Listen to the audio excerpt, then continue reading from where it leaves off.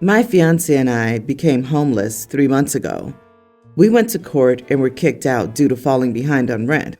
Totally justified, but still sucked. We had fallen behind on rent because my fiancé became pregnant and was put on partial bed rest due to placenta issues, so she could no longer work. She worked at a warehouse. She had searched for an at-home position for 2 months before the eviction, but got nowhere. I don't bring in enough to cover rent, and because we already have 2 sons, my stepkids, I was falling behind on payments. Currently, my fiancé and I are staying in a camper on her mother's property. The kids usually stay inside with grandma because they want to. My fiancé had someone foster her cats, whereas I brought my dog with me. I'll admit she's not a fan of my dog due to some behaviors that she doesn't like, such as my dog whines when she wants attention, which is a lot. It's due to her breed, honestly. Every dog I know of the same breed does the same thing. Or my dog will dart in front of you and throw herself on her back, wanting belly rubs, and 9 out of 10 she trips you. Or she'll want to weasel her way in between us, digging you in the process because she wants to be touched 24/7. So there's not exactly any alone time when you aren't being touched or whined at. So being in a camper with limited space, my fiance's been getting extremely angry regarding the dog in general. Before we were in a big house, so it was manageable, but obviously not now. We've been searching for places to go because obviously this camper living life isn't permanent by any means. Still, our state only has a 0.9% vacancy right now due to asylum seekers and refugees, so it's been tough. We finally did get a call back on a place a few days ago that was within budget and surprisingly big enough. She told me to jump on it, and I had planned to, until they told me I couldn't bring my dog, no pets, so I turned it down. My fiancé went crazy.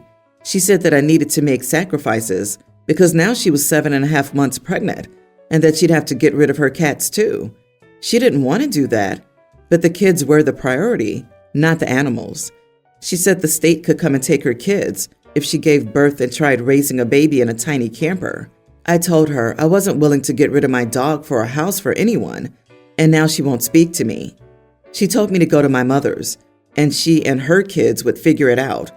Am I the idiot? Edit. This wasn't just about my dog. This is also about my fiancé's cats. She's had these cats for years, the oldest for 6 years, and the 2 younger ones for 3. Rehoming her cats would be extremely hard on her mentally, as her cats mean everything to her. I understand she would 100% choose the house over the cats, but I don't want her to have to make that decision either. Rehome the cats? No problem. Rehome the kids? Sure, why not? Rehome my dog? I'd rather my heavily pregnant partner was homeless. Wow.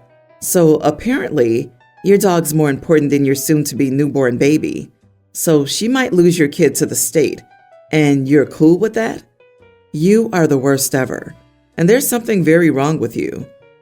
But he is worried about her.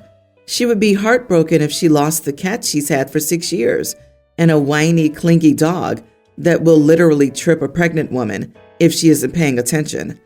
I guess they're more important than a baby he's never met. Something is really wrong with OP.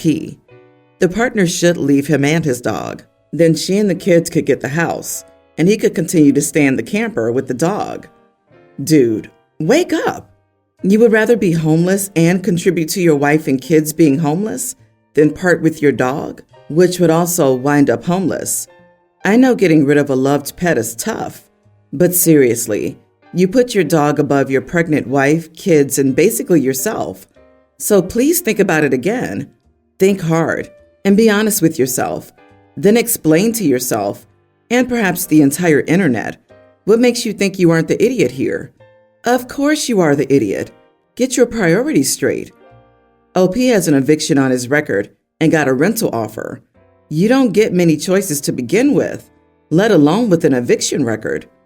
If I were you, I'd call that place back, gladly accept the terms, and find a place for your dog with a family or friends, or rehoming it. You're one step from homelessness because of the dog. Is it worth staying in this situation with a newborn because of the dog? You need to figure out this situation. My tween son, Axel, had a meltdown earlier today and got out of line by back-talking and cussing at me, so I grounded him for the rest of the night. My brother and his wife came over for dinner, and the first thing he asked is where Axel was. I told him that he was grounded and banished to his room for the night. He told me he wanted to say hi, and I said fine. My brother spent the whole night in my son's room, even having dinner up there. My brother came down with the dishes, and I sarcastically asked him how his dinner was. He said Axel's pretty upset at me. I said, no kidding. I'm his dad, and I punished him for kicking the back seat when I told him he didn't have any screen time today. He said I should maybe try being kinder, and I said perhaps he should get the heck out. His wife said we were making her feel uncomfortable with our arguing. I said, we weren't arguing at all. I'm just letting your husband know that raising a tween boy isn't easy, and my son is fooling him because he knows he's cute. And I told my brother that he fundamentally ignored my younger child and my older son all night. My brother said it was time to leave and left. My wife thinks I should reach out and make amends. I think my brother should. Your tween son isn't the only one who had a meltdown today. You are the idiot. Your brother stepped up and helped your child emotionally navigate a bad situation and possibly helped him understand the situation and definitely treated him with more respect than you showed anyone today. Does your wife get a say in punishment since they're her children too? I don't think so. Like father, like son, I seriously cannot get past that your son cussed and was punished, but you used the big one, the queen mother of the dirty words, to tell your brother to get the heck out. It reminds me of A Christmas Story and the old fudge scene with Ralphie saying he's heard that word from his dad 1,000,000 times. OP, I think you need to wash your mouth out with Lifebuoy soap. To be fair, if an adult swears a lot around their children, the kids will pick up and mirror that behavior. Overreacting seems to be OP's go-to as well. And while you're right that the brother could have been an intermediary, that's not exactly what happened. He went to say hi and then spent the entire evening listening to how OP is a big meanie head. Everyone's the idiot here. The kid for throwing a tantrum, OP for overreacting and being a bad influence, and the brother for sticking his nose in when it wasn't wanted. Even the brother's partner could have just said nothing and left when they were told to get the heck out. Why do people not understand the realities of children? Time out, removing privileges, etc. are perfectly normal and appropriate punishments. Assuming this kid isn't being spanked, sent away without food, or verbally abused, disciplinary action is what teaches kids consequences. I'm guessing your brother doesn't have kids. Otherwise, he would have agreed. On top of that, your brother also has managed to show your better behaved children that you'll get more attention when you misbehave. So I don't get how people are saying your brother was right. I mean, this is the worst behavior you can show as an adult towards someone else's child. It doesn't benefit the child at all. It'll just make him lose trust in his dad, which means later, when the kid starts getting in trouble for bigger issues, he will not be able to understand that he should listen to his dad. My wife and I are in the process of getting a divorce. We have 2 daughters who are young teen and tween. Initially, we were trying the whole one stays there 1 week, then the other while renting an apartment. This was to keep the children in one home and have minimal disruption. However, it wasn't working out for us, especially the girls. We decided I would get my own place and my wife would keep the house, with the girls alternating between us every other week. At the house, my girls each have their own room. I tried to find a place that had 3 bedrooms, but they were out of my price range. At this time, I can't afford to buy a house, so I'm renting. I found a decently sized apartment and decided my girls could take the master bedroom as it's bigger and would fit 2 beds. I got a divider and tried to make it so they'd have privacy. They hate it, and I understand. It's different from what they're used to, and they're very different. There's a lot of bickering. We've had this arrangement for a couple of months now. I tried my best to keep the peace. I told them that hopefully they'll have a bigger place by next year. My wife has been shaming me for forcing them to share a room. She says I should sleep in the living room. 1, it needs to be bigger for a pull-out or air mattress. 2, I really don't think this is a big deal in the grand scheme of things. I shared a room growing up, and was it fun? No, but it was the situation. I told my girls that I sympathize, and I understand it's hard, but they must adapt. My wife says I should put up with the complaining. Am I the idiot for expecting them to start adapting versus complaining every single day? I've accommodated them the best I can. The divider, letting them decorate their respective sides as they want, letting one go in my room if they need a breather from the other, etc. But at this point, it's time to start learning to adapt. Am I the idiot? Edit. The house is in my wife's name. That's why I live in an apartment. She owned it before the marriage and secured it with a prenup. Not the idiot. Your ex saying that you should sleep in the living room is the stupidest thing I've heard today. And I've heard a lot of stupid things so far. One great thing about divorce, she's entitled to have an opinion, but it's just that, her opinion. You can do whatever the heck you like within reason. Having them share a room due to financial constraints is entirely reasonable. Your soon-to-be ex is stirring the pot with your daughters. She needs to stop with the comments about your daughter sharing a room. Her remarks are keeping them upset and prolonging this situation. I grew up sharing a room too, and the best thing that did for me was keep me from hiding in my room and becoming antisocial. It sucked at the time. I hope they'll adapt eventually, but I think you've been more than accommodating and giving up the master. Soon-to-be ex is keeping it stirred so she gets full custody. In most states, as a young teen, a child can decide who they want to live with full-time. And in most cases, if your teen picks one parent, the tween gets the same visitation. Then soon-to-be ex hits the lottery. She gets the house, alimony, and child support. OP gets it every other weekend. This sounds like what's happening. My 30 male, sister 32, is a recovering addict and has a tween daughter. She already had the issue for a couple of years when she got pregnant and cut off most of the family when we didn't give her money. She was also on probation at the time. She failed a test while pregnant and had her daughter taken at birth. Literally at birth. She never even got to see her. I'll give her credit and say she cleaned up her act big time when that happened. She went to rehab, got a job, and is now 12 years sober and living independently.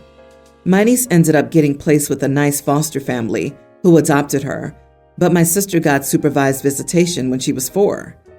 Unsurprisingly, she had no attachment to my sister and saw her foster family as her real one. She still gets a few hours a weekend to see her, but by now, my niece has gone from indifferent to annoyed and having to spend 90 minutes every Saturday chatting with a stranger. She'd now prefer not to see my sister again, and she agreed to that. She's been beside herself for weeks now, talking about how it feels like all her work was for nothing and that it's like they took her away again. I reminded her that the girl had no attachment to her and that it was her fault for doing drugs while pregnant. She should have stayed clean, and this is the consequence of that mistake. She accused me of being unsympathetic and said I have no idea what it's like to give birth and never meet your baby after that, along with some other insults. Our mother learned from her and said that while I was right, it didn't need to be said then and now. I'm going to go with, you are the idiot, but gently. Indeed, her daughter doesn't know her. Supervised visits have not been enough to form a bond. However, your niece has a loving family. That's important. But your sister has been sober for 12 years. That's a heck of an accomplishment. Yeah, she was an addict. She can't change or help that past. She can't demand her daughter love her. But is it really so hard to be kind about it? Her daughter doesn't owe her love or a relationship, but acknowledging your sister's pain isn't wrong either. She has a right to be upset, even if this is the consequence of her past. The sister is allowed to grieve. That's what she's doing. She's grieving the idea that she shouldn't be grieving because it's a result of her actions is weird. Guilt usually compounds grief. It doesn't lessen it. You're punishing her for that, and it's wrong, unnecessary, and cruel. I wonder about it because she got visitation rights when the child was 4. That doesn't make her a parent at all, but seeing someone every Saturday for a few hours from the age of 4 to 12 and feeling like she's a stranger she has to spend time with is weird. I've seen aunts much, much less, and I still like them and see them as aunts. That's why I wonder if the daughter didn't even see her as an aunt or something. Maybe the parents made it clear they don't like her, or she wants to meet her friends on Saturday, but wouldn't mind meeting the bio mom Wednesday or another weekday. I agree. The fact that she was taken at birth before seeing her daughter is just plain cruel. No matter what, the mother should have had the chance to hold the baby and say goodbye. Finally, the courts suck for severing her parental rights and then still granting visitation and putting both her and her daughter through 8 years of torture. We live in the U.S. I, female, have 2 kids, Kylie, female 28, and Chris, male 25, and both of them are married. My daughter has 2 kids, a male kindergartner and a male toddler. I had helped her through both of her pregnancies, as that was something she wanted. So I stayed over at her and her husband's house for about a month for both pregnancies. My son got married to a foreign girl, Camila, 24.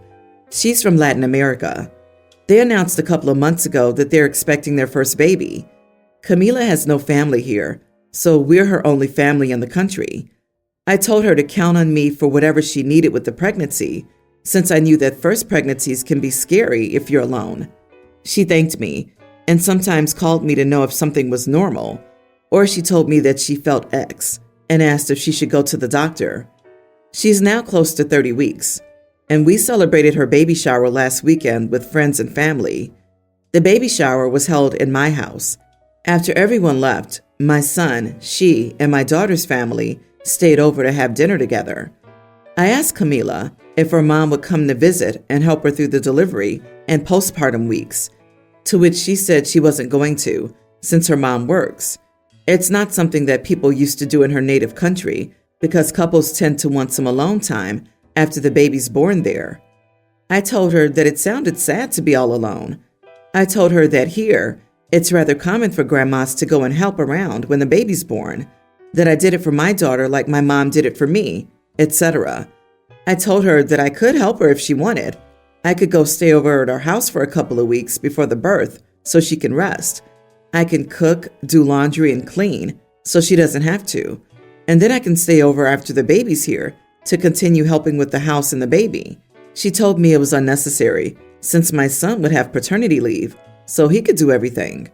I told her that there is some stuff that he will not be able to do either, like helping with postpartum, and that they're both first-time parents, so both have a lot to learn. It's helpful to have someone who already did it around. My son agreed. He said that that's true, and that he won't be able to provide the same help and support that another mother can. We continued talking more about that until she said it was okay for me to help. They left after dinner. My daughter stayed a bit after because she wanted to talk to me. She said I was overstepping because Camila was obviously very uncomfortable with me staying over, which would stress her out. She said I'm not respecting her wishes of having alone time after the birth like she's used to. She also said I basically pressured her into telling me what I wanted to hear. Is she right about all of this? I just want to help them out. Daughter is a voice of reason. She's 100% right. Even if you just wanted to help, you were rude, insulting, and badgering. What is your son to do here? Turn you down? Turn down the help?